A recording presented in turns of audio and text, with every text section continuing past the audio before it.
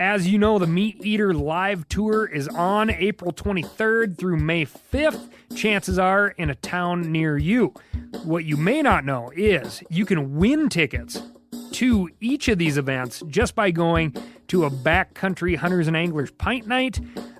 There's going to be a pint night in each of these towns: San Diego, Salt Lake City, Tempe, Anaheim, Boise, Sacramento, Missoula, Portland, Tacoma, where you can compete in Meat Eater trivia and win not only tickets to the show, but a chance to be on stage with all of us. So get your butt to a pint night, and we'll see you on stage. I'm KC. And I'm Tyler. And you're listening to The Element Podcast.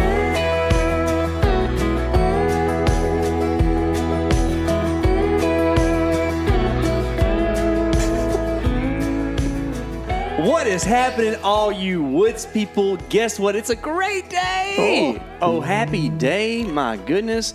We have got 6 of the Element crew here today. 4 of us are on here right now. Tyler Jones is with me. Hey. And then Greg and Michael. Hello, sir. Have got some accounts to present. Mm-hmm. And then later, Eric and Brian are going to talk a little bit about that turkey talk. You know what I'm saying? So before that, I want to let y'all know something. The Element Podcast is brought to you by First Light. That means they help us make this thing happen. So we appreciate it whenever you support the people that support us.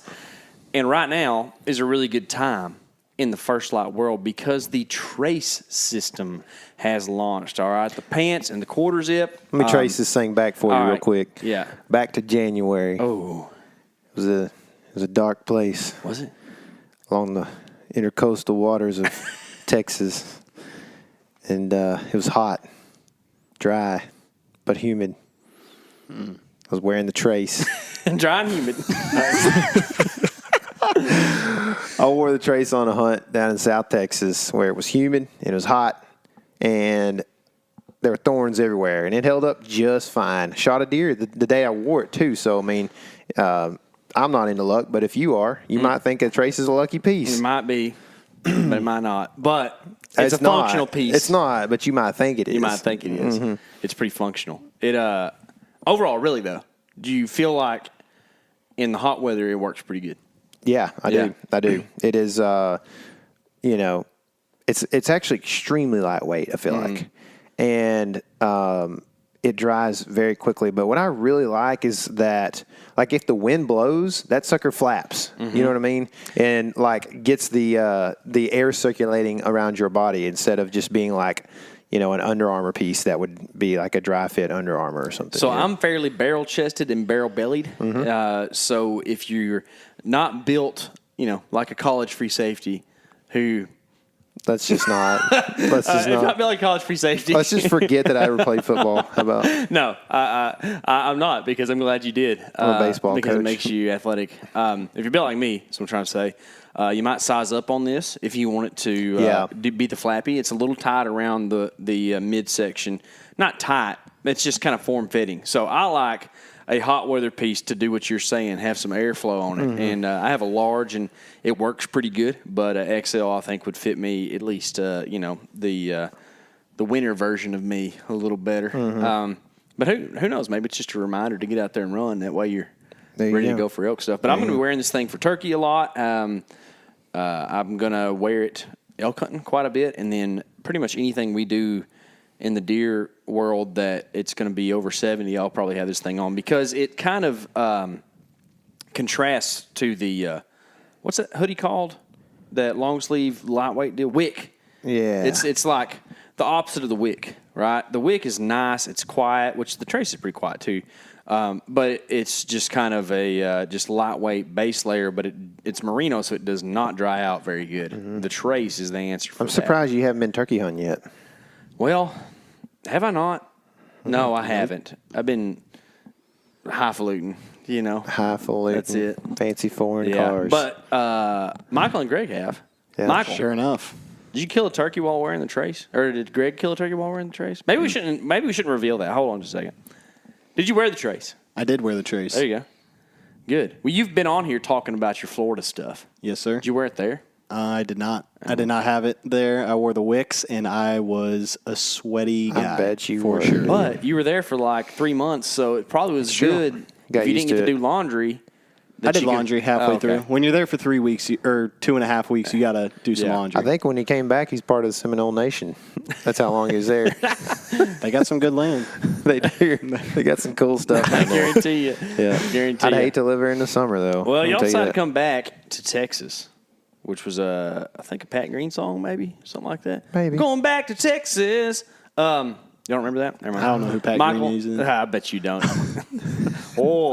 Yep. He doesn't have any oils in his songs, does he? Y'all got the opportunity to go do some public land turkey hunting, which is a rarity PLTH. here in Texas. So, guys, as you know, we don't give away details on the podcast about where we're hunting or whatever. You're just going to know this is Are in you Texas. sure? Well, I don't want to, at least. Now, things slip. What if from people time to ask time. you? Well, then I tell them, that's a great question. I'm glad you asked that question. See, I've heard a lot of people say that we're going to ruin public land hunting because we give so many details around. So here's a question. Have you heard a lot of people say it, or you had heard a few people say it a lot? Isn't that an interesting thing? That happens, doesn't it? Yeah. It's like a couple of people being negative. Did you say, can make everybody think. That's Yeah. a good one. Yeah, a couple of negative loud. Man, it's almost like a vocal minority is just not worth a lot. It is. Isn't that weird? But sometimes, corporations listen to that. They do. We don't need to go down this rabbit hole. Yeah, we do. No. Yeah, we do. I'm tired of this, man. I'm about to go work at Hooten's. That's right. You should. Work the gun counter. That's right. So, Get fellers, discounts. y'all made some friends, formed some allegiances, Something found like that. some public ground to hunt, waved sayonara to some of those friends. And then, Sonora. yeah. And then, Isn't that a dessert or something? golly. No, that's your girlfriend over at Gordita's. Senorita. Senorita. Yes, sir. And did a little turkey hunting. You found some public birds, which is cool. Just, Greg, from what I understand, you were the first man up. How did y'all figure that out? Well, the first day we split up to try to find birds. Like Michael went to one end and I went to the other, and we just kind of hunted the evening. And I heard a couple gobbles where I was at, so it kind of ended up ball in my court, I guess. I got you. So, these are Rios you're hunting, Yep. right? So, Who knows, man? who knows, right? I don't know if I believe in all that. They're kind of just birds. But no, You and Mark Kenyon. I'm really excited about trying to kill Miriam's, just so y'all know. That's going to be cool. But Rios kind of live in fairly monotonous country, right? Very monotonous. Very country. monotonous. You're an Eastern turkey hunter. Yep. Yeah. And you're one of those guys that likes to comment on stuff, right? No. That's what the Eastern turkey hunters do. No. YouTube comments. okay. You Don't talking make a about them- generalization here. Are you talking kidding about me? Michael being a 10th Legion type? He is, I think. No. Which one of those 10 commandments you follow? All of them? Of the 10 10th commandments Legion? of turkey? 10 Legion commandments? Man. Thou shalt not have more than one decoy, I think. Yep, is yep. the big deal. we But didn't follow so that. It's thou shalt not shoot a bow at a turkey, right? it's developing. I mean, I thought it was shooting them out of the air. I think that's the Talmudic form, you know, after they had to change it. So, Anyways, This is just a rage. I'm just right now. wondering how this works for waterfowl, because there's some Canada geese that weigh about near what some of them turkeys would wear. Do they? Where? Swans too, and you shoot them things in the air with shotguns, right? yeah, sure, Yeah. absolutely. I mean, that sounds acceptable to me if we're not bow hunting. You can't shoot waterfowl. a goose on the ground, but you can shoot a turkey on the ground. Isn't it You weird? can't shoot. Isn't it weird? Yeah, but There's the a whole bunch of people idea- right now that are mad. Oh, yeah. I know. The whole They're idea all behind east of like, Mississippi too. every other gallinaceous bird, you intentionally get them off the ground to shoot them. Yeah, that's right. Don't Strange. you dare shoot a covey of quail under a mesquite bush. Man, I'd hate to eat 8 quail. I know. One's all I need, really, if I'm going to Yeah. keep this, weight off. Okay, so Let's keep going. no. Nope. I'm actually trying to go on a turkey hunt today, so we got to get this podcast rolling. At some point in time. Good, dude. Yeah. Let's go. I didn't know you were an expert caller, though. I'm gonna stop at HEB and get a butterball turkey. Oh. And then if the person I'm hunting with has difficulties, I'm just gonna be like, hey, look, I found one. You need to bring some HEB salsa back for sure. Which kind? All of it. The green sauce? Did you like the green sauce? I think I like the red mostly. The green is where it's at. I don't remember the green. It was a hot red, though. So yeah, there was some hot red. Scary. Yeah. A little scary. How do you say that in Spanish? Hot red? Mm-hmm. Los Carito. I can't think of it. We don't need caliente. So, yeah, you found birds. We did. And did y'all strategize? Did you feel like those birds were going to be there in the morning? How does that work out? Well, the first evening, I heard a gobble pretty late, like 6:30, close to 7. And so I was like, I figured he's going to roost pretty close by. Mm-hmm. Actually, rewind a little bit there. Within 10 minutes of going into this piece public, spotted a hog and decided to stalk the hog. Oh, is that night? Yeah. Mm-hmm. So stalked the hog, self-filmed it, and shot it with a turkey load, and it killed him dead. Let's talk about this pig. Dude, yeah, this was cool footage. How much does that pig weigh? He's maybe 100 pounds. Why I think he's 100 his pounds. cutters so really? big? He wasn't that big? He wasn't. I thought this pig was like 150. Maybe it's just a skinny hog, but he was right around 100, I'd say. But his cutters are abnormally large. Yeah. He had some pretty big cutters on him. Dude, Did he have all of his business? Yes. Interesting. I don't. If you're listening and don't know, sometimes I got too much business right now, man. I'm telling you. I need less business so I can go fishing. Sometimes people get rid of the business, and man. it makes them. It makes pigs cutters get big because they don't have the testosterone going and stuff, and it also makes them get fatter, which that pig was not. He was skinnier. Yeah. Which those kind of West Texas type pigs tend to kind of not have a lot of meat on their bones. Yeah. Right. So, but you smoked him with a turkey load.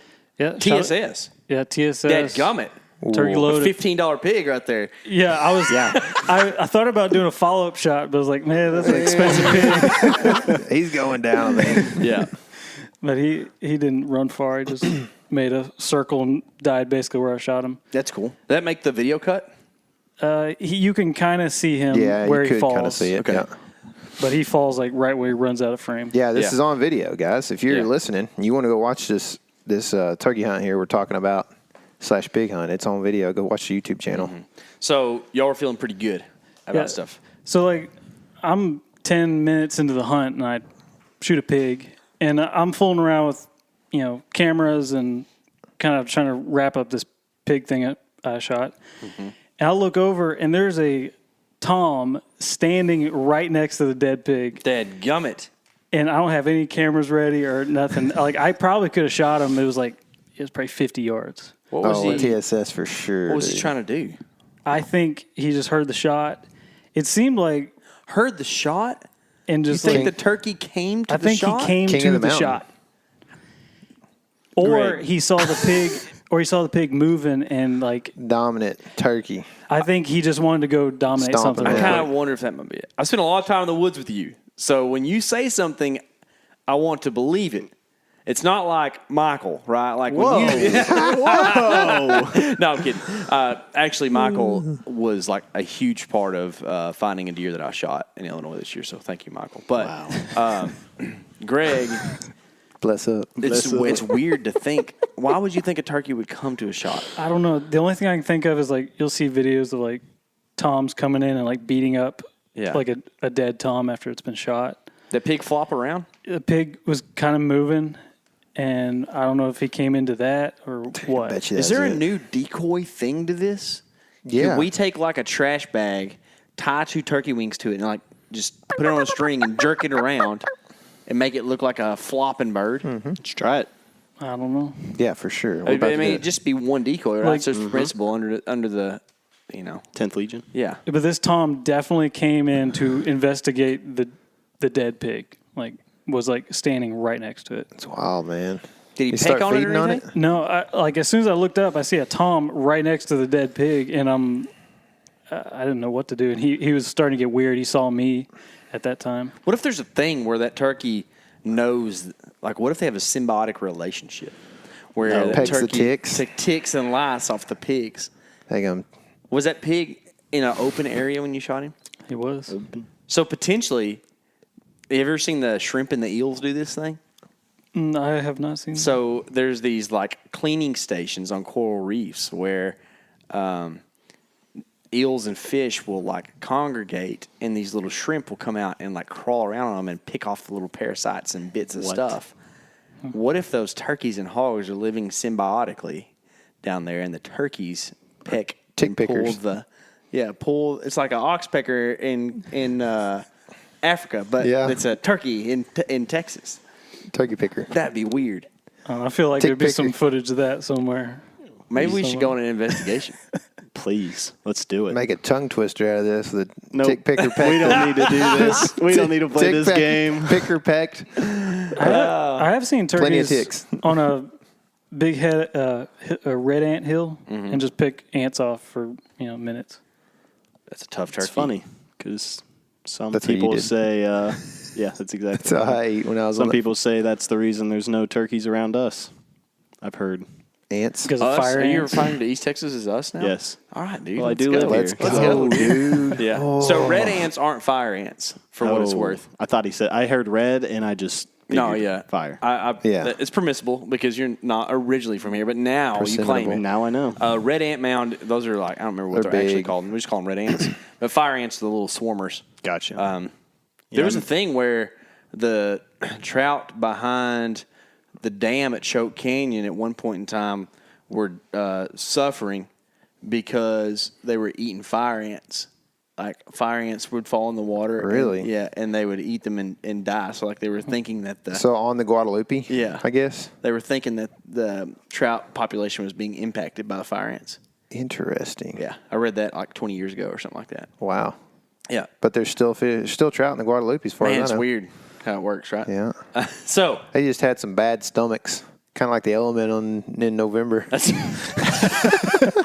been eating them fire ants. Easty, Greg, we keep interrupting you with trails that we take that's off. good. So what'd you do about It's that the Tom podcast. turkey? Well, I just watched him. He's kind of walked off, giving me the side eye and just being a weird turkey.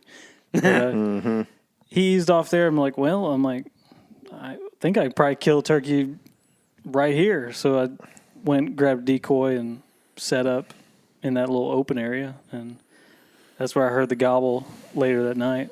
But didn't see any more turkeys that evening. But heard a gobble and knew where to start in the morning. Cool. Yeah. Mike, not as much on your end? So I basically just walked a creek bank, and my first setup, I set up like near some private that had some feeders, and I did a little bit of a call in sequence and had two hens run in directly behind me. They smelled you. They did. Yeah, they smelled me. They Yeah. got downwind, and Sure they enough. spooked. Headgummit, dude. Shoot, man. Yeah, but Yeah. that's it. No gobbles. They come to the decoy? I didn't have a decoy. Oh, 10th Legion. No, stop. sure. I was like, sure. I was like 3 miles back there. I Is already it have actually a- called the 10th Legion, or I am don't I have a making clue, that up? dude. I have no idea. I don't have a clue. I feel No like idea that's what what you're it's talking called. about. Some kind I of don't know. I Legion. might be making Sounds that Eric up. says yes. Sorry. Eric right. knows. Eric read it. He's our guy. I thought it was the Lions Club, but I wasn't sure. Secondhand Lions Club. So y'all reconvened. Yep. We reconvened. Reconvened, went out the next morning, and got on this little cliff edge and listened. And Did y'all eat dinner? No. no, We don't just, eat dinner. We just lived out there. It makes kinda you better feel at like y'all hunting. don't. It makes you better at hunting when you're I feel like y'all don't. When y'all come over here in the day and there's no lunch provided, y'all don't normally eat. That's too much it. work. It's true. Greg had some crackers, I Yeah, I had promise. some. Oh, yeah, that's true. Peanut butter crackers. Dude, what if they made a turkey sandwich cracker where it was like the spread in the middle had like turkey meat in it? That's called a Lunchable. Let me tell y'all something. The pairing of peanut butter and savory is a good pairing, in my opinion. Yeah. I like peanut butter on a lot of things. PB&S. Yeah. Pretty good. It's good. Peanut butter's yummy. Peanut butter pizza. Did you just lick the microphone trying to say that? No. No, I did not.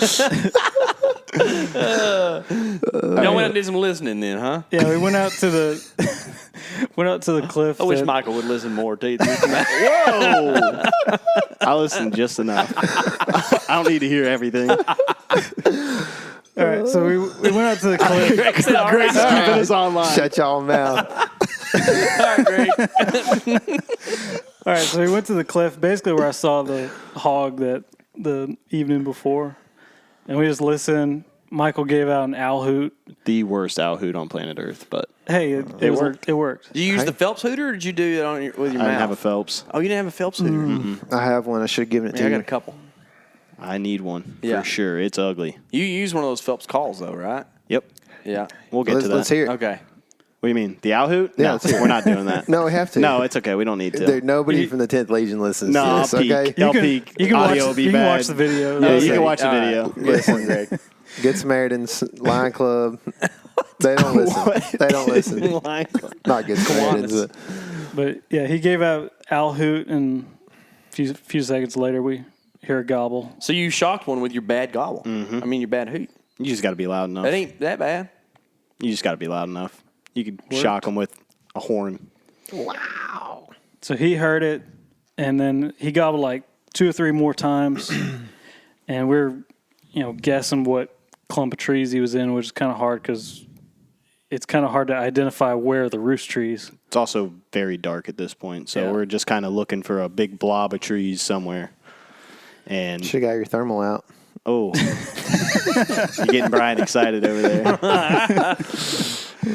So yeah, we just basically guessed, I don't know, 500 yards too short, like way off. Wow. This must have been a loud bird. Well, we're up on a cliff that is way above all the other. We could hear vegetation. everything up there. Cliffs of Dover. Yeah, and everything else is just. Wait, I don't know why I said yeah. Everything else is just like tiny scrub brush type stuff, like 6 foot high. So you can hear a long ways. That's cool. Yeah, we guessed him at like 400 yards. Yeah, something and like then he was probably more like 800, 850 or something. And that's straight line. Yeah. You can't go straight through where we were. Like, So is there a thing to that? Do people always think turkeys are closer than they are? I mean, it depends on what direction they're facing. Like, yeah, that's the big thing. Like, we learned this more later in the trip, but like just a bird turning away, like you can barely hear the bird at 100 yards. If there's a little bit of wind or anything, it makes it way harder. So I think a lot of people get fooled just by direction the bird's facing or which way the wind's blowing even matters. Like, yeah, they probably guessed way too short. Yeah, Hey, kinda- here's a thought on the deer hunting side of things.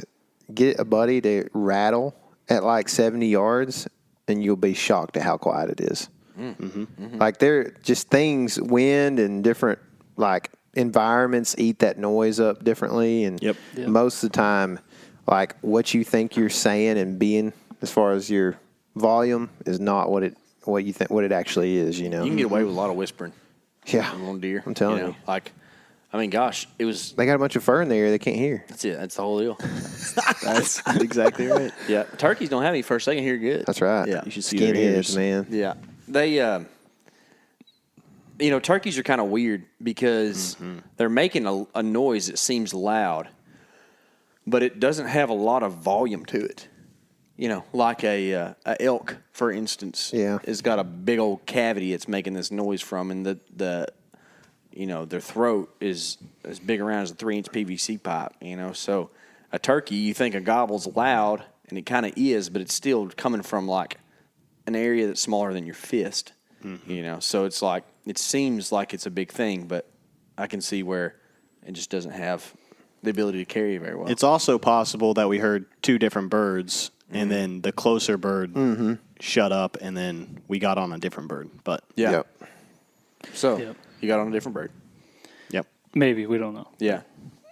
Take But it away, we Greg. got down the bottom, and Michael started calling, and I think the first time we started calling, we didn't hear anything or something. And then moved a little further, started calling, and then when Michael started cutting, Ooh. like he didn't respond to just the normal yelping, yelping. but then when he started cutting, we heard a gobble just immediately, cut him off. So this is that a new thing to you, knowing like what cutting is and stuff like that? Yeah, I didn't. All I knew turkey call was like box call and just do the yelping kind of thing. Mm-hmm. So a cut is a fast, kind of higher, like that kind of thing. That's a cut. I can't even really do it without a diaphragm, but the way I do it is just like I cut the yelp off super quick, and then there's still like a cadence. Like you can't just like the way you just did it. I feel like I haven't tested this too much, but I feel like it's still got to have a little bit of a space in it just to maintain. Like if you hear turkeys doing it in the wild, it's just like a cut, cut, cut. And then so it's okay. I got you. So there's still like a quarter note feel to it or whatever. I don't know what it's just any of that musical stuff means. Staccato but, potentially would be. Yeah. It doesn't like carry through as much. Interesting. Okay, and that's cutting, and that's why it's called cutting. Yeah. Because you cut the end of the note off. Mm-hmm. Interesting. Interesting is right. Yeah. Okay. Yeah, so we heard him respond to that, and we started, getting on Onyx and making plans of like trying to think where this bird could be. Mm-hmm. And he still sounded like he was 400 or 500 yards away. And we made a plan to bust through some brush and get to this one open area. And the first place we tried to kill him didn't work. Like put out a decoy, start calling, he didn't respond. So we decided he's probably way further than we think. So we I think, sorry to cut you off, good. but I think he flew down and then either we couldn't hear him or he couldn't hear us. So we decided to cut a lot more distance. And Greg, you can keep going. Yeah, and I think I'll let you more tell on your that story. point, like I feel like a lot of people probably get fooled when the bird flies down and you can't hear it as well. You think he's like going the opposite direction or just doesn't want to answer your calls anymore. But so we just That's doing it. some cutting. Is that of it? That's it. That's cutting. Mm-hmm. So if you were going to do that on a slate, it's when you like push down real hard and just pop let it. pop. Yeah. Okay. So you're like a Yeah, jackhammer. exactly like that. Just bang it. If you got slate in your hand, you just turn it upside down, find a rock, and pop, pop, pop. Uh-huh. Yeah. Okay. Yeah. Good. So we heard this bird and we pretty much thought he was going to be down in this creek bottom. And on Onyx, it looks like, a lot of water. But the other place we went where it was supposed to have water was pretty dried up. So we're like, this is probably an open area where these turkeys might be hanging out, spending a lot of time. So we had to bust through the jungle to get back to this creek bottom. Seriously. It was we made a lot of noise. We made a lot of noise, for sure. But we cut a lot of distance quick just by bushwhacking. Do you think it was? Y'all were running through the jungle? Yeah. We were in the jungle. Was that integral in killing the bird, or do you think that the bird would have made the distance to y'all? No way he's going through that. Yeah, It was so thick that he's just going to stay down in that creek bottom. Yeah, we had to get to where he was, like in the open area that he was, so he wouldn't get hung up when we were calling to him.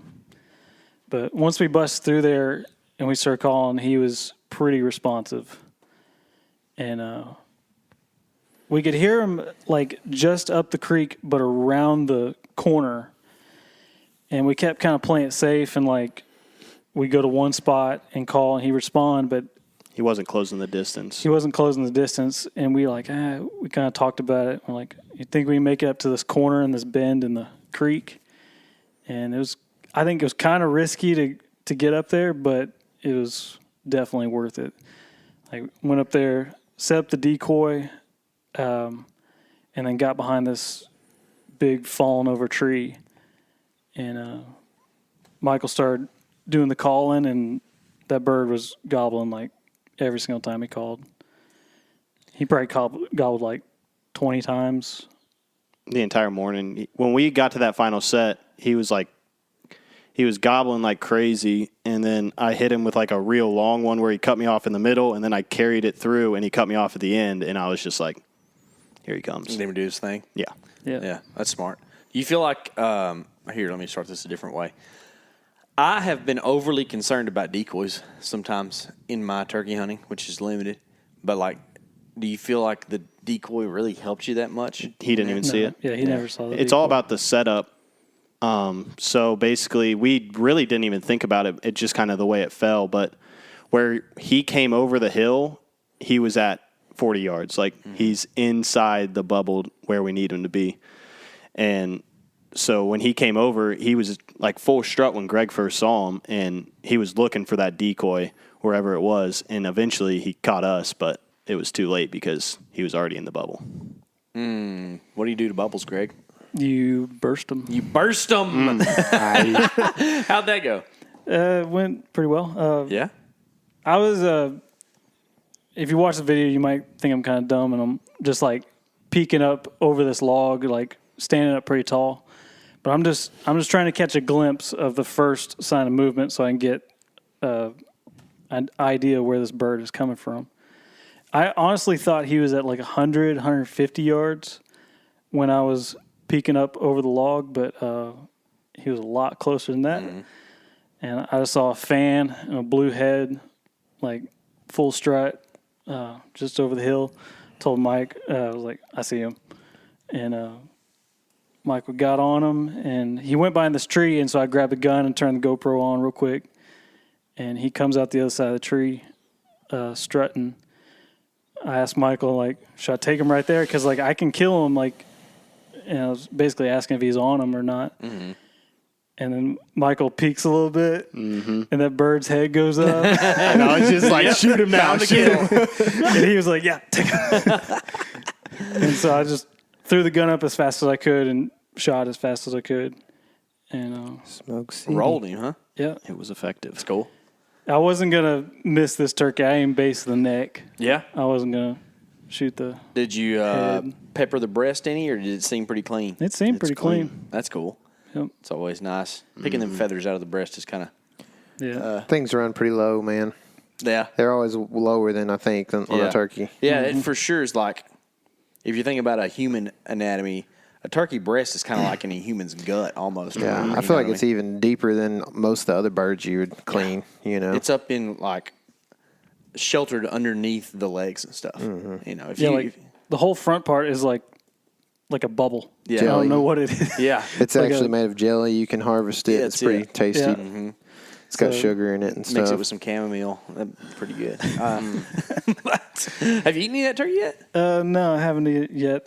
Got it in the freezer. I'm gonna look up some recipes and try to do it. But fried turkey nuggets is pretty hard to beat. It's hard to beat that. A little spicy ketchup from Whataburger. Oh, that hurts to think about it. So Yep. good. Yeah. So, well done, guys. Yeah, way Way to to do go. some killing. You get close after that? Did I get close? No. We got very far after that. Remember how we said the jungle? We went through the actual jungle. Yeah. In hopes to find habitat way back in. And we walked 20 miles the next 2 days. Oh, my goodness. And heard one hen yelp. That ain't good. At the No. furthest point back. Yeah. Like probably 3 miles back. Man, you called me after Greg killed him. We were kind of like trying to figure out what you should do. And I was like, I don't have a clue. But Yeah, I made the wrong decision. yeah. I mean, I kind of led you that way, too, though, so I'm sorry. No, it's But all right. I was like, go explore some new stuff. Yeah, but what I learned was if you have a place to listen to like we had, just work smarter. Not Place to harder. listen to. What does that mean? Where we heard his bird the first morning, like we should have just gone right back up there because we could hear so far that Yeah, that's you just need to hear one bird, like being on a high point like that is It's interesting. which very, is how I hunt in Ohio. There's just a lot more high Yeah. points around Yeah. So you don't roost birds as much as you find them in the morning. in Ohio. Yeah. Or that's just Or kinda your just tactic in whenever. general. Yeah. Yeah, but you can also roost them, like kind of in the sense Greg did. Just know that there's a bird in the area, so then you have confidence the next morning to go in there and do whatever. Yeah. Get on them. Yeah. Well, way to go, guys. Taking down a Yep. public land bird in Texas is no easy feat, and that's your first turkey ever. yeah, that's right? my first gobbler ever. First gobbler I ever. shot a hen turkey with my bow in deer season like 2015. Gotcha. If you're not from Texas, that is legal here. You can shoot hens in the fall. Well- and they do eat pretty good.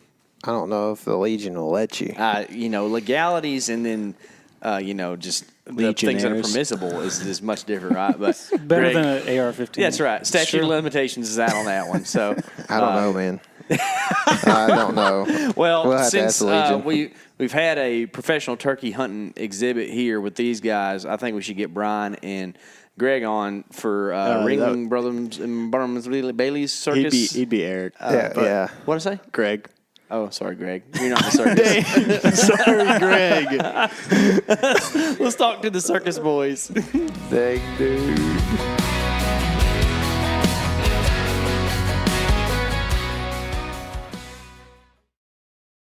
As you know, the Meat Eater Live Tour is on April 23rd through May 5th. Chances are in a town near you.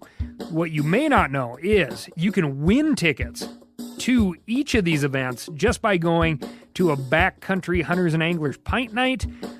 There's going to be a pint night in each of these towns: San Diego, Salt Lake City, Tempe, Anaheim, Boise, Sacramento, Missoula, Portland, Tacoma, where you can compete in Meat Eater trivia and win not only tickets to the show, but a chance to be on stage with all of us. So get your butt to a pint night, and we'll see you on stage.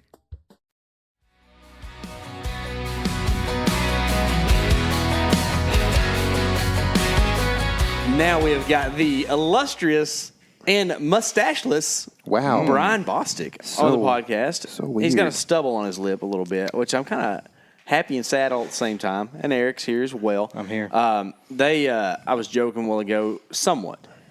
Everywhere these guys go is a circus because it's fun. Okay, they have a lot of fun together. They're a lot of fun to hunt with. They did have some antics, it seems like, doing a little turkey hunting. Semantics. Yeah, that's right. Just get your sentences all mixed up. Some ants and ticks, is that what? Yeah, did you have any We did ticks? have that, yeah. Yeah. Have you ever had a tick that's not a Lone Star Well, let's tick? tell that story then. I feel like Let's let Eric tell the story he wanted to tell just it now ruined his tell us. whole week. about ticks. Well- tell it. He won't tell us. Well, so tell it. Brian's the one that said So it was a I'll- Lone Star. I don't know if it was. I'll tell you, the whole week was like a series of unfortunate events, but Eric getting the Lone Star tick on his behind. Yeah. He Did you have to thought get he it had- off for him? He thought he I had couldn't caught the reach it. COVID. Stop. It had ruined him. Dude, you can reach your butt. He was he. I can We'll believe. leave the details out. I don't know that he could have reached it. Did you really get it off for him? I did. I went tick I heard picking. it was mid cheek. No. That's so easy to get, dude. He's Well, here's the thing. Is, you know just how he's formed. I don't think he could have reached it, but dang. he was in desperate mode. And he had to ask me. I and thought I know he that was hurt on a him. fast right now, and he should be good I for that am. kind of I stuff. haven't wasn't, eaten today. I wasn't calling him fat. I'm just Yeah, saying pretty he's much were, just but, a yeah. spring. No, what I've always heard is if you pull it off, like you gotta be careful because the head can stick in and stay. Yeah, I think it's kind of a thing, especially if that's- they're buried Hey, up. we don't need to go in much detail. That's That's why I why was like, Just Brian, can you get this? Because I don't want to rip it a off. simple and- thank you will do, and we can move on. It is weird how long a tick bite lasts. Oh, it's creepy. You know, like I got one hunting pigs the other day, and I still have a spot. It's probably been 3 weeks, and that one barely bit me. Dude, I had one that was like a 6 week long bad spot, dude. Strange, man. Yeah. nastiness. They get on my love handles a lot. Kind of have big love handles. Sweet meat. Trying to get a hold of you. Sweet meat. That is, they get me in the sweet meat. Huh? What day did you get the tick on?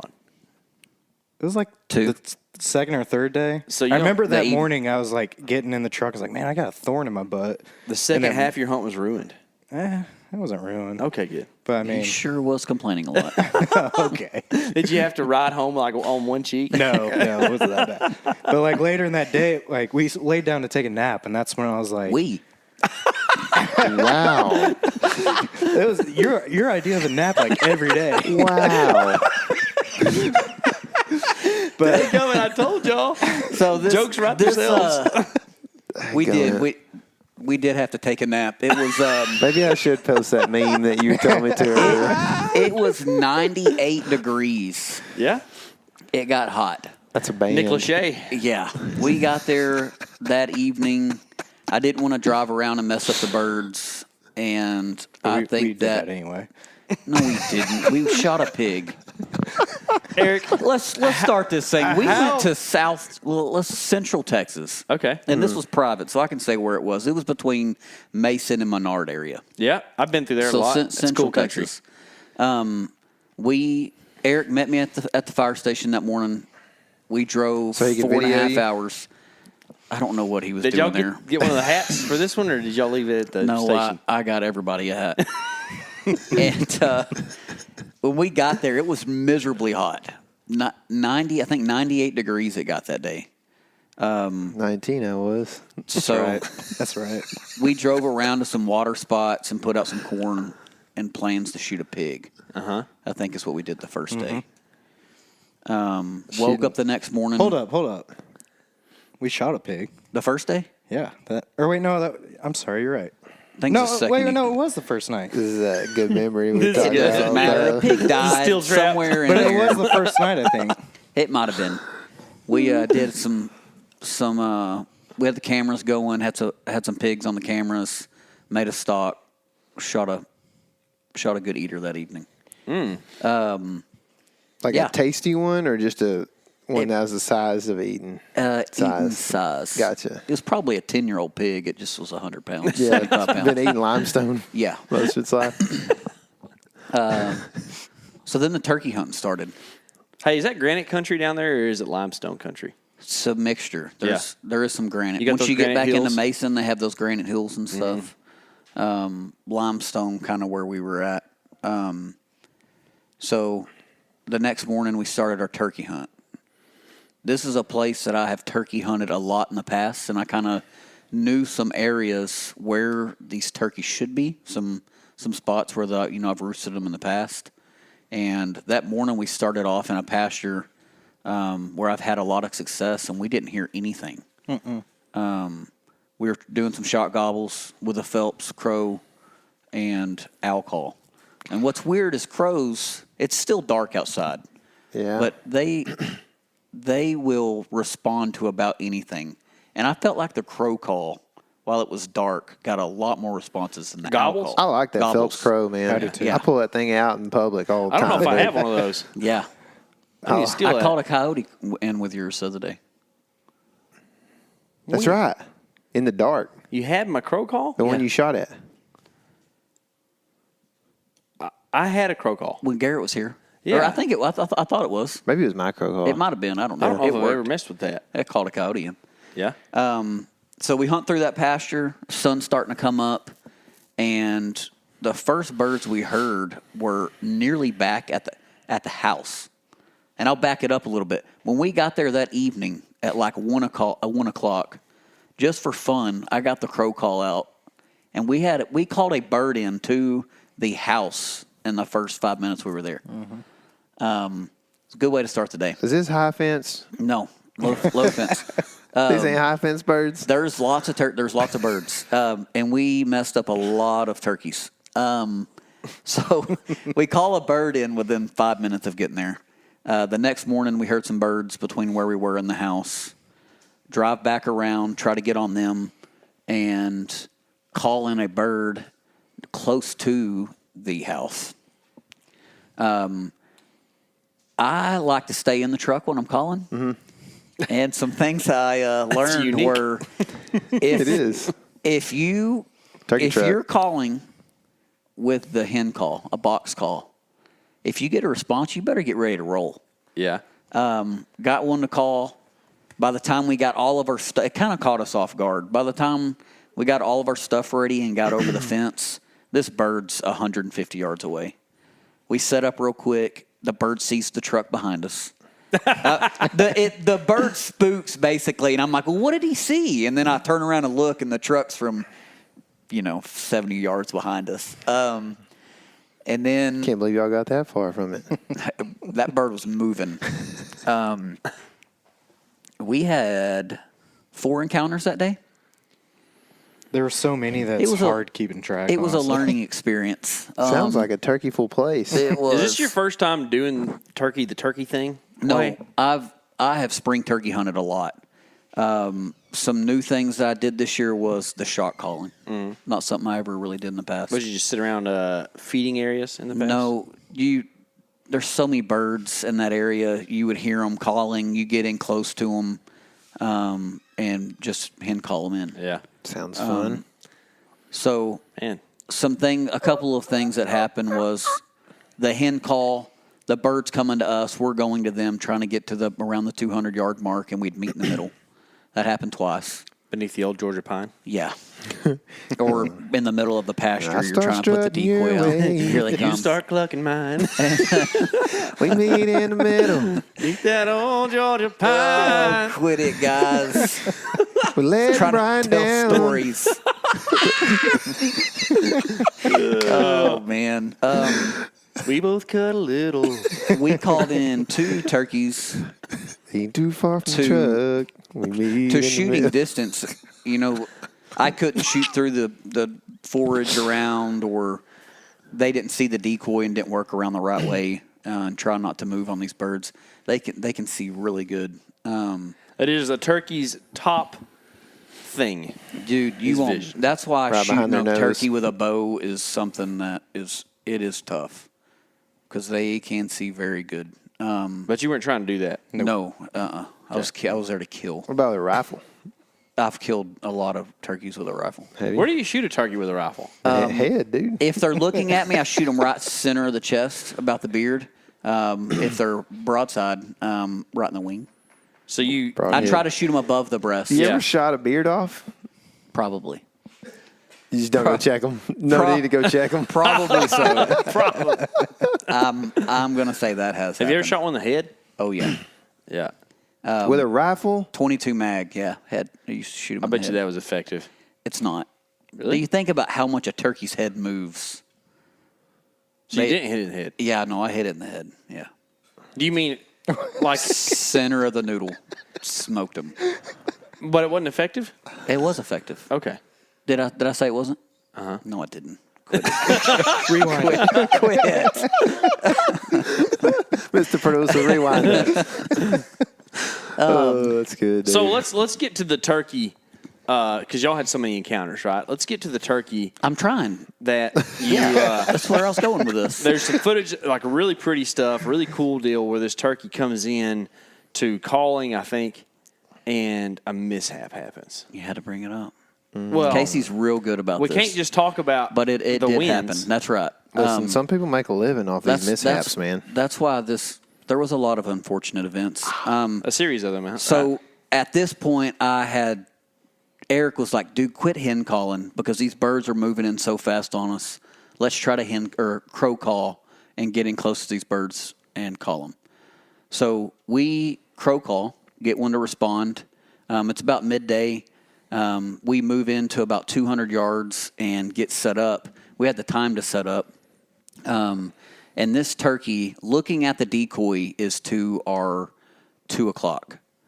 We start calling, and this bird circles in, and we hear him the whole way. He's responding, he's working good, and he moves into about our 10 o'clock, and I can see him. And he's probably 65, 70 yards away, and there's a fence between him and the decoy. 2 fences.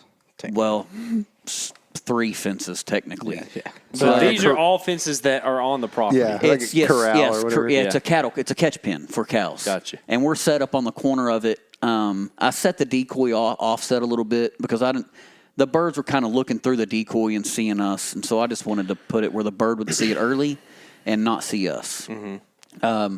The turkey does this weird thing where he circles around 70 yards, and I have what I think is a clear line of sight to this turkey. And he randomly throws his head up, and I'm thinking he sees us. And I shoot.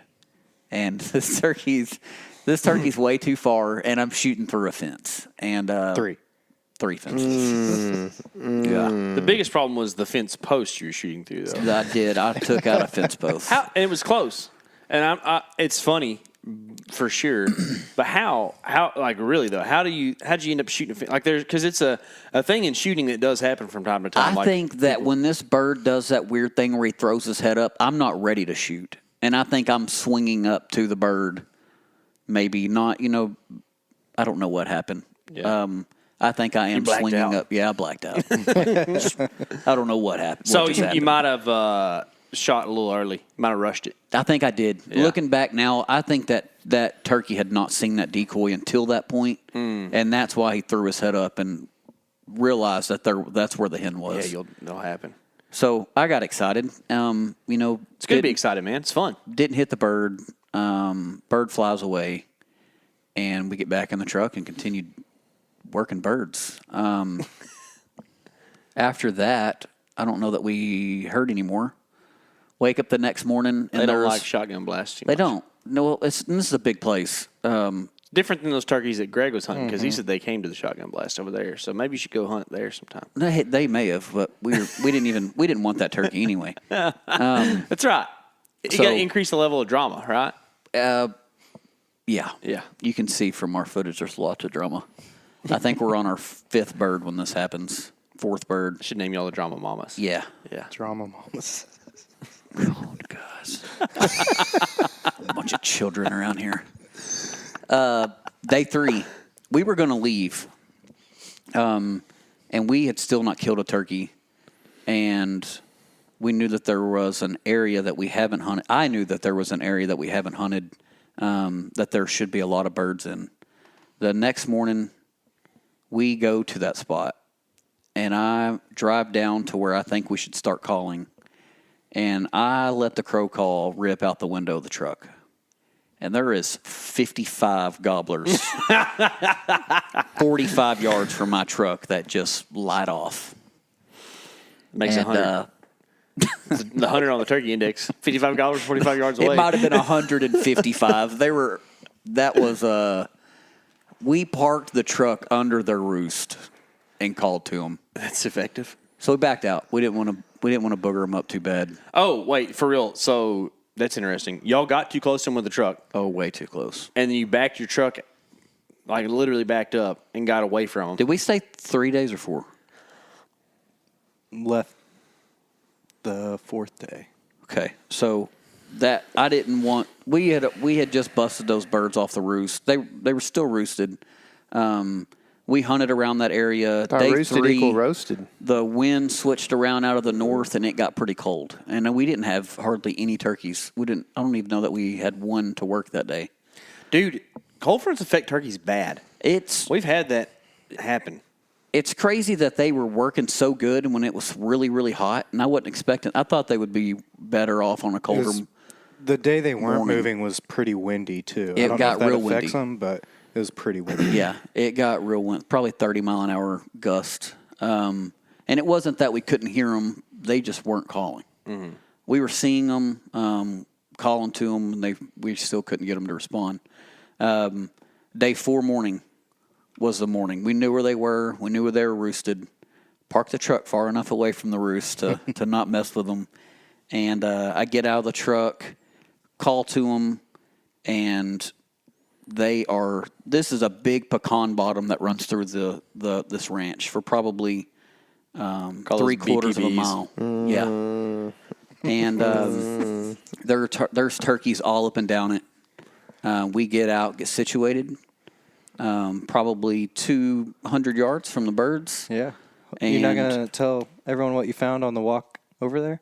I forget about that. So we're walking up to set this. I'm walking out to set this decoy up in this opening, and I look down where I'm about to stake the turkey, the decoy, and I found an arrowhead. And Was it an iron will? Yeah, that's what I was it wondering. was. It's I've heard they last forever. Even better. These last a lot longer. So as soon as I got out of the truck that morning and heard all them turkeys, it was already a good morning. But that was kind of like sealed the deal for me. That was a really cool experience. We got some good footage of that, picking up that arrowhead and having turkeys just gobbling all around us. You left it at my house. Now for some more drama. I gave it to you. Give it to me, to Mama. give to your boy. We have turkeys everywhere. It's getting about the time where I'm expecting them to fly down, and we're not just working one bird. We have like 10 birds calling to us, and it's kind of hard to know which bird's closer than the other. So Eric, I think at that point, it's kind of hard to know what bird's fixing to actually come in and which one you need to be recording. A turkey kind of comes in an area that he has Eric pinpointed right off the bat as soon as you could see him. He works up a little road to us, and he gets to about 45 yards, and he quits calling at that point. I think is at the point where he can see the decoy or he kind of sees us, and works behind a cedar bush, and I shoot the turkey. And I immediately look at Eric, and I instantly know that none of this was on footage. But that's our first turkey kill. Was really cool. He strutting and gobbling the whole way in. These birds, I've noticed, if you're hen yelping to them and you got about 3 gobbles throughout that yelp, it's happening. They are worked up, fired up, and they're coming in. Mm-hmm. So y'all killed that bird, and then Eric wanted to shoot something somewhere. That's right. So we get this bird loaded in the back of the truck, cleaned up. We go down the road, call a few different spots, and we get on this hilltop again and call on this bottom, and this is getting to about the point where the day before the turkeys stopped calling. And it's like 8 o'clock. I think Eric actually, on the drive out after shooting my bird, was like, hey, man, you ready just to go? Or something along them lines. And I was like, no, let's give it another little bit. The tick was bothering him. I think so. It was hurting. Echinosis, I think. Echinosis is getting to him.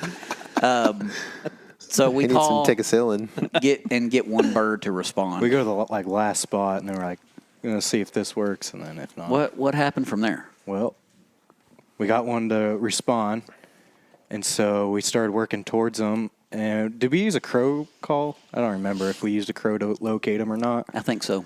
But we located him. We started work closer to him, and we get in this bottom, and that's when you let out your box call, and he hammered right back. And so, like, he let it out the bag. Yeah.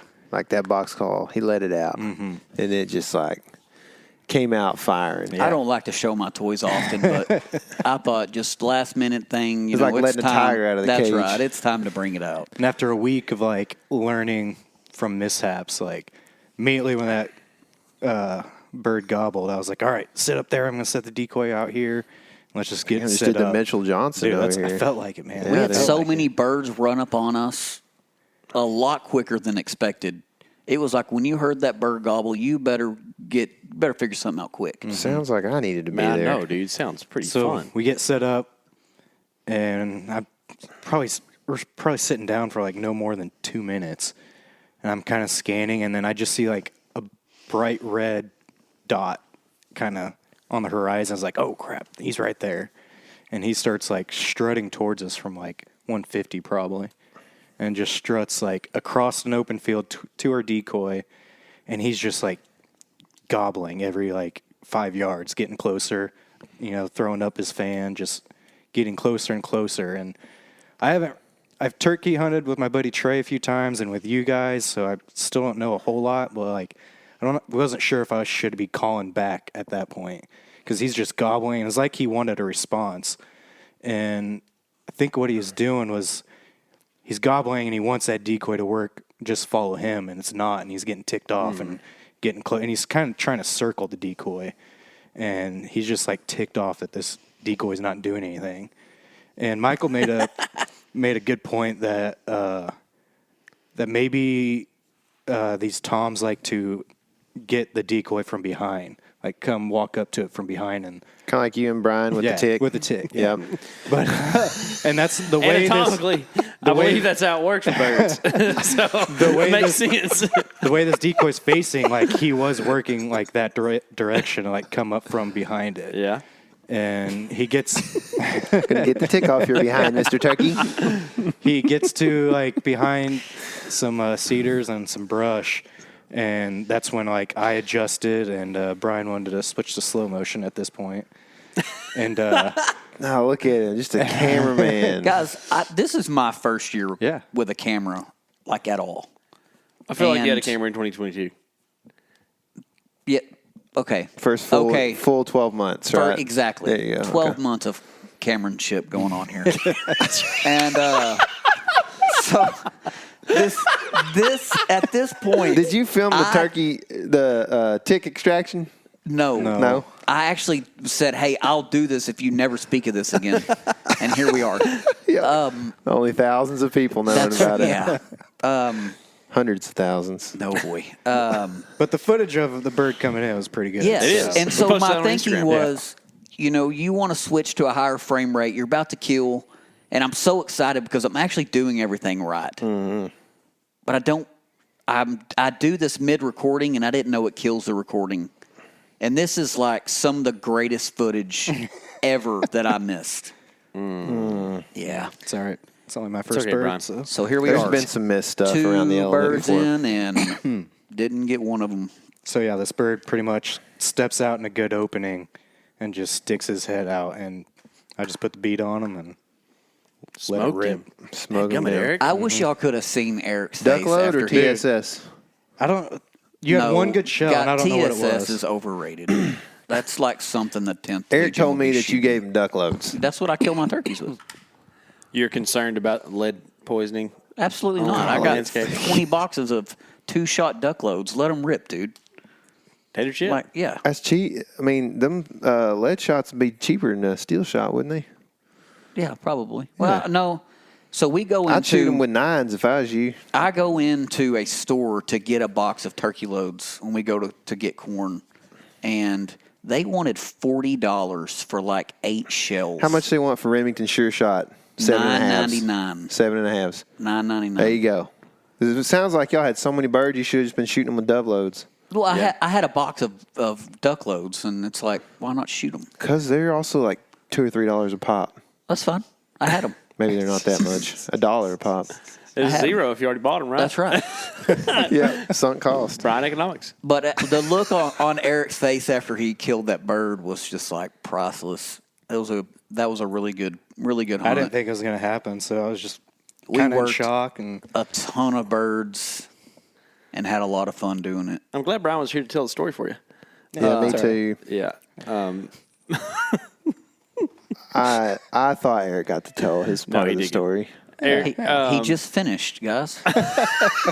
I'm now right. just building up the excitement Eric had right. for killing his turkey. Yeah, tell us Eric, about this, Eric man. can't brag on the smile on his face. That's you know what I right. mean? He couldn't see it. They couldn't and see it wasn't it. on camera, so Thank you, Tyler. Eric, how many animals have you killed with a firearm? 0. Well, 1 now. One That now. was the first one. Yeah. First time ever. Yep. duck load harvest. So, not to go like down the big long political trail because I don't feel like raging today. we've already done this. You're from Illinois. Mm-hmm. Gun laws are very restrictive in Illinois. They are. Did that positively or negatively impact you for hunting access through the years? Or maybe access in the right word. What am I trying? What Opportunity. I'd say no because, I mean, I have other buddies who. No is Gun not a optional answer. I said negatively or positively impact you. I mean, neither, honestly. Like, Okay. I think it was just me just deciding I didn't want to hunt with a gun, but now I do because it's fun. Because they fall over. yeah, dude. It is But yeah, fun. I mean, I'd say neither. That's Honestly. a good Midwestern answer. For sure. Just found the middle road and took Don't it. look at me. I ain't in this fight right now. I ain't in it. Eric, I've already been fighting this I'm morning with glad. wildlife departments and other things. I'm glad you got the opportunity to shoot a bird with a gun. It's pretty fun. It was a lot of fun, man. Yeah. Brian's like, wait till you shoot one with a rifle. In the head.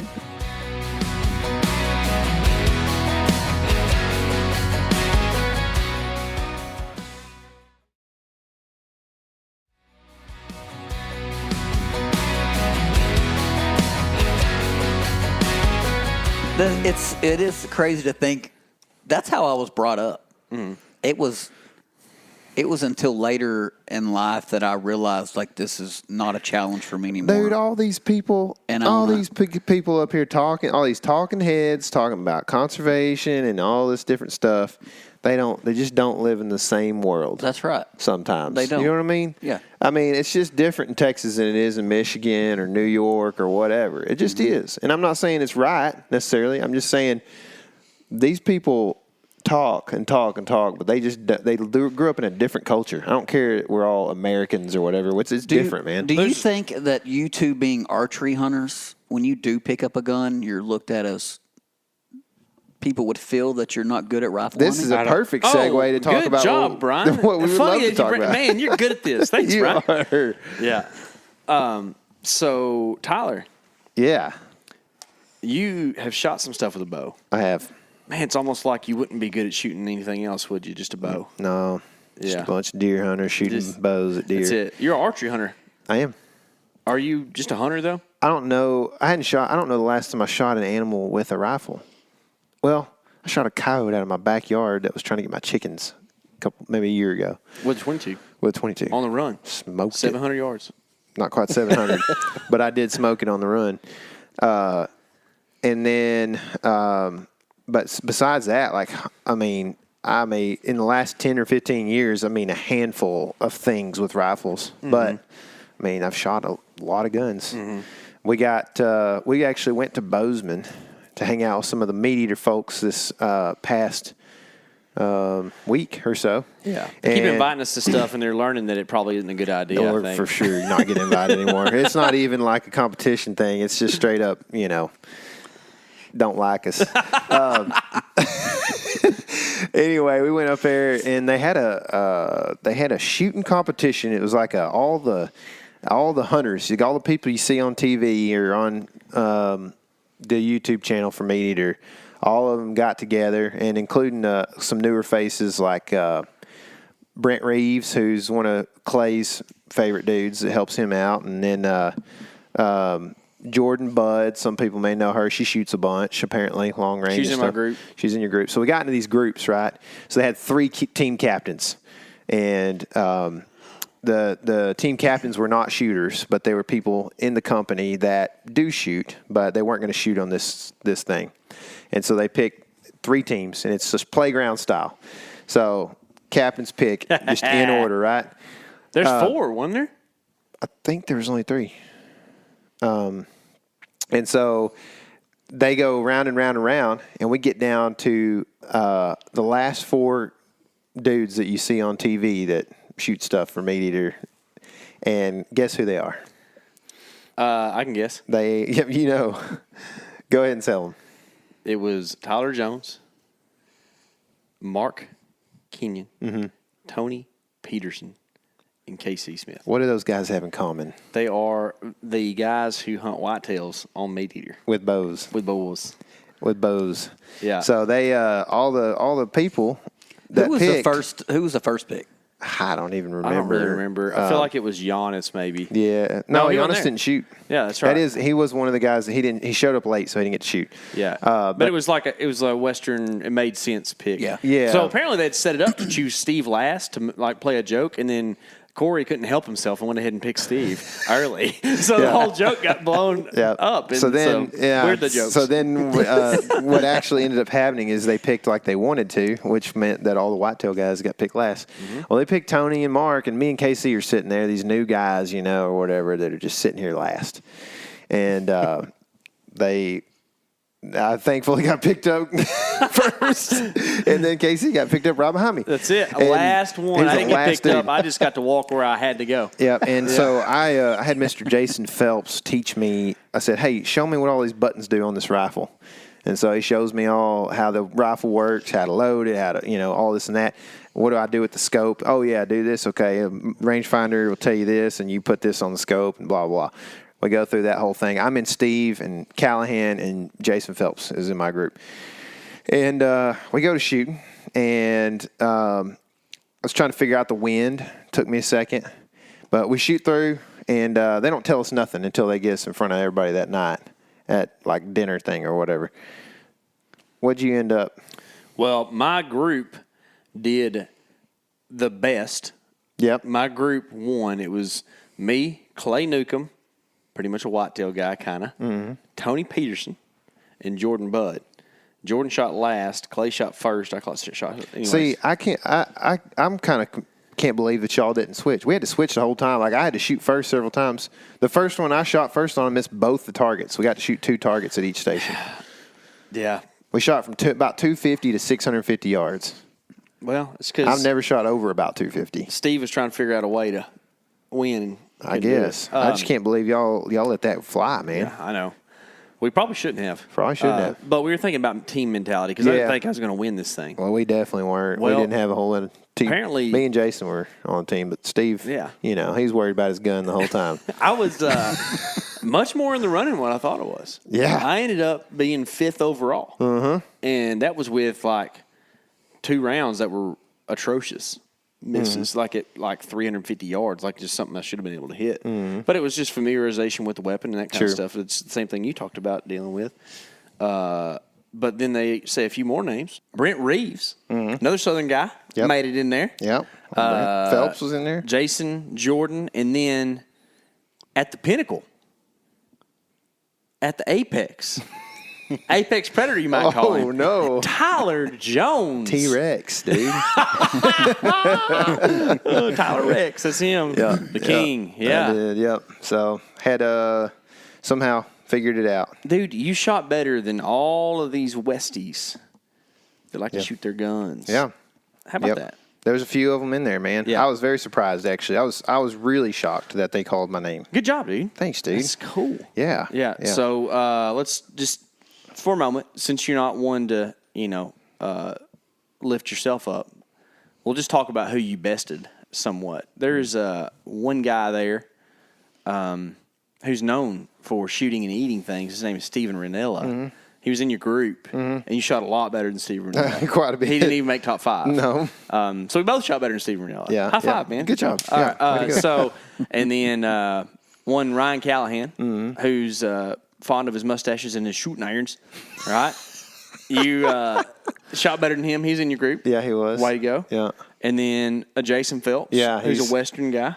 Yep. You know what? I like Jason a lot, man. Yeah, he's a cool. cool dude. Nice Just fella. normal dude, you know? Yeah. And he shoots a lot. And actually, he and I were like, we were close. We were neck and neck. Like I was feeling pressure because he was kind of keeping up with it a little bit. I wasn't really. And all of a sudden, like, I don't know, there's like 3 rounds left. And he was like, hey, we're pretty close. He's like, I don't know what the extras look like, but I know we're pretty close right now. And so he kind of like was saying like, don't miss kind of thing. And so I was feeling it, you know, and Yeah. I was shooting good at the end for sure. Dude, congrats. Thanks, dude. Are you planning on shooting some animals with a gun this year? I don't know. It'd be cool. I actually won a gun. Did you? Which is cool. Golly. So I know for winning, I won a gun, which I thought was awesome. You know, I mean, I didn't expect to win it. I don't have many guns. Yeah. I've got a few. I got a few shotguns and few. My dad, you know, has some rifles that he kind of bought us over the years or whatever. You know. What's it chambered in? I don't know. I think it's a 6.5. 6.5 Creedmoor, huh? Yeah, I think that's right. Man. Did you hear? Is that what, Yeah. what you heard? Okay, yeah. Yeah. It's Okay. the millennial round, man. It is, dude. And Yeah. I'm a millennial, so I know it, I'm man. all about it, man. Golly. Yeah, I didn't know a whole lot about shooting, but I knew there'd be a little wind drift, and so like early on, I had like I said, you got 2 shots at each target, and you had 2 targets for each round, 2.5 minutes. If you did it in less than 2, and you did it both targets on the first shot, you got an extra point. And so I early on when I was like, it was my round to be the first guy in the group. I was holding too far for wind. I think it messed me up, but I missed all 4 shots, and I was like, it made me mad. You know, I was like, all right. I think we walked up on each other about the same time. Yeah. We were both kind of ticked Yep. at how we were doing. Yeah, I was like, it's all right. And you're like, I'm not shooting very good. And then literally, like when you were the 5th place dude, I was like, I thought you were shooting bad. You know, it's hilarious because I was like, man, he shot pretty good. You know, Yeah, it's weird. So I didn't think I was going to be that high up on the scale either. So it was fun. It was actually way more fun than I thought it would be. How many guys were there? I think it was- that's questionable. But I think like I don't know. You said there's just 3 groups of 4, right? 12? Is that right? I feel like there's 4 groups of 4. Yeah, it seems like 12. I think the reel said like 20 Oh, maybe there was. I don't know. Yeah, Well, maybe there's. I don't know how many there's groups a there was. reel They were picking groups. on Meat Eater that kind of shows exactly what Yeah. y'all just Yeah, explained, that's right. which was pretty cool to watch. They were picking group. I knew there was like. I think there's. I don't know. I thought there was 3 groups, but I don't know. Yeah, I don't know. Maybe there's more. Anyway, it was I quite think a there's few probably people. 20, But there was good. and that's There why was, we- I thought there was going to be good shooters. There was good shooters, Yeah. but like they weren't. I guess necessarily the ones that did well weren't the ones I knew about. Because I just not. I'll be honest. For me personally, when Meat Eater's like, what's the best caliber? I don't read that article. You know what I mean? If Mark writes really, if Tony writes an article, I'll read it. If Mark writes an article, I don't know. I don't have enough time. I have to debate on the title a little bit. You know? A 10-page article. I love you, Mark, if you're listening. He's not. It's okay. That's all right. It's fun getting to hang out with those guys. Yeah. Hanging out with Mark was cool. Clay, Tony, all the guys that you've seen us hang out with some hunting. And actually, those guys all will be on the Buck Truck series that is coming out pretty soon, guys. And we're at the less than a month out on Buck Truck. Oh, dude, it's getting scary. Scary. Especially when you're editing it. But I want to say something real quick about those guys that you just talked about. There's a lot of people that kind of question whenever a company gets big, and they question these guys are doing this for this, and they got these, ulterior motives and stuff. I will say this. After spending some time this week with Mark and Tony and Clay and, a couple others, especially Phelps and some of these people, man, they are just what you see is what you get pretty much, man. So if you see something you don't like, then it's probably just that dude being who it is. If you see stuff that you do like, it probably ain't fake either. You know what I mean? So, that's one thing I do appreciate about some of the guys we got to hang out with this week is just, so I just wanted to vouch for these guys to say these are dudes doing exactly what they would do, if you just caught them hanging out around deer camp, pretty much. So they don't really do anything different or hide too much, so it's, I appreciate that, Oh, yeah. You see, what you get. Especially, I like all those guys, but it's uncanny how similar Mark is in podcast than he is in normal conversation. I'm telling you. It's the same thing. The dude's a pioneer of whitetail podcasting, right? And it was weird the first couple of times I hung out with him. I was like, this dude is podcasting right now. Which really, I guess he's just podcasting like he normally talks, but it's so weird because he is exactly the same. So, but anyway, we got to hang out with some of our good friends there, and it was a good time. And now we get to come home and be with our great friends. Yeah, and then we all get to leave and try to find turkeys to kill. We're all going all over the country trying to find turkeys. I'm about to go south, try to kill a turkey, help a friend try to kill a turkey. We're going to go out west and try to kill some turkeys. Yeah. Eric and Michael are going to go to the land of Long O's and try to kill turkeys. Both of the Illinoises. Don't y'all come back with Beatrice and Eunice, okay, or whatever it is. Turkey season has opened there. Go up there looking for turkeys and come home with a couple bonnets. Hey, we do have Buck Truck stuff coming out, though. If you haven't subscribed yet to the Meat Eater YouTube channel, do that so you can see this stuff when it comes out. I think it will be early May. So we're getting real close, guys. And it's cool because we have a few episodes that are like, sign it, seal it, deliver it, kind of, Yep. So I'm really excited. This is stuff that we have worked. I've never worked this hard on a deer hunting video / 7 videos. It is. We have put a lot of work into this stuff. We've put a lot of mental fortitude into them, a lot of creativity to try to get these episodes to bring to life the just run and gun, fly by the seat of your pants kind of lifestyle that you and I live every fall, along with hey, here's kind of the culture and the music of this area we're going to, and here's the music, at the very least, kind of resembles, in an audio way, what you're seeing visually on the screen. We're really paying a lot of attention to this stuff. It's not just I think that song's cool, So we have really put a lot of thought into this, and I'm really excited to bring it to you. I hope you guys are all excited as well. I know it's not the most exciting time of deer hunting stuff, we're going to all be juiced up more about September. Well, but the good thing is this thing lasts for about 2 months on the Meat Eater channel. So by the time Buck Truck is over, it's time to put go. trail cameras out. Yeah. So it's the perfect launching point for your whitetail season. Mm-hmm. Speaking of music, has anybody contacted Joe Ely to see if we can use Gallo de Cielo? Gallo de Cielo? We should. We need to for sure. We should. Dude, what's the Pavo de Cielo? That's what y'all be hunting down there. That's the turkey's pavo in Spanish. Is it? Yeah. So I thought it was Ovis. yeah. No, I think that's cheap in right. Latin. But hey, What's the turkey one? Oval or something? They got oval eggs. Yeah, what is the turkey one? What do you mean? What's the turkey scientific name? It's oh man, Gallo, I think it's Gallo? Pavi. Pavi. I think so. I don't know. I will look that up. Somebody else knows. Somebody write in and tell us what this is. There's Hey, this- we're doing a Q&A pretty soon. Yeah. So y'all send us some questions if you have them, and we'll be sure to get to those. It might be next week. So remember to submit those questions. Subscribe to every channel that you ever see the Element on. And remember, this is your Element. Live in it. River between us caused a lot of frustration. Brothers, let's forgive and forget. There's blood in the river, and that's why they call it the red. As you know, the Meat Eater live tour is on April 23rd through May 5th. Chances are in a town near you. What you may not know is you can win tickets to each of these events just by going to a backcountry hunters and anglers pint night. There's going to be a pint night in each of these towns: San Diego, Salt Lake City, Tempe, Anaheim, Boise, Sacramento, Missoula, Portland, Tacoma, where you can compete in Meat Eater trivia and win not only tickets to the show, but a chance to be on stage with all of us. So get your butt to a pint night, and we'll see you on stage.